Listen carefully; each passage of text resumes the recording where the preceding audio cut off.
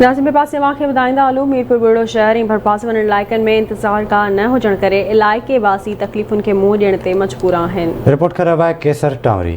मीरपुर बुढ़ो शहर ऐं भरपासे वारे इलाइक़नि जंहिंमें मिर्ज़ापुल, जाड़ावा, भट्टी स्टॉप, चांडराण समेत केतिरनि इलाइक़नि में इंतज़ार गाह न हुजण करे मुसाफ़िर गर्मी ऐं तेज़ उस में कलाकनि जा कलाक गाॾियुनि जो इंतज़ार करण ते मजबूर आहिनि। इंतज़ार गाह न हुजण करे हितां जे रहवासियुनि ऐं मुसाफ़िरनि आवाज़ टीवी सां ॻाल्हाईंदे चयो, MPA खे अर्ज़ु कंदासीं त असांखे पंहिंजो ॻोठु लाल भट्टी जे लाइ पंहिंजो असांखे मुसाफ़िर खानो न आहे, उन जी ख़ासि ज़रूरत आहे।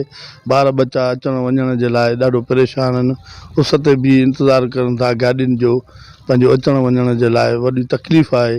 जीअं त असां साईं जन खे अर्ज़ु कंदासीं, डॉक्टर सोराब सरकी खां साहब खे या पंहिंजो साहब मोहम्मद मियां साहब खे अर्ज़ु कंदासीं त महिरबानी करे असांखे जेको आहे पंहिंजो मुसाफ़िर खानो ठाराए ॾींदा। असांजे ॻोठ जे आसपास 10 ॻोठ आहिनि जेको मेन स्टॉप आहे असांजो।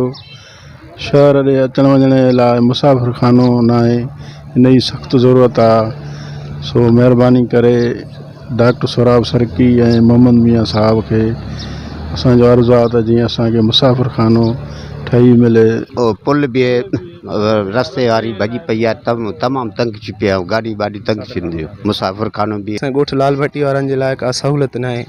ॿार बच्चो अचे थो रोड ते बीठा आहिनि थिया उस में, उन्हनि खे मुसाफ़िर खाने जी सहूलियत खपे, या को रस्ते ते अहिड़ो पाणी जे लाइ हैंडपंप लॻे, उन जी बि ज़रूरत आहे। ऐं हाणे तव्हां ॾिसो असांजे जेको हे रस्तो हेठि लहे थो लिंक रोड आहे ॻोठ में, उन जी पुल भरी पई आहे।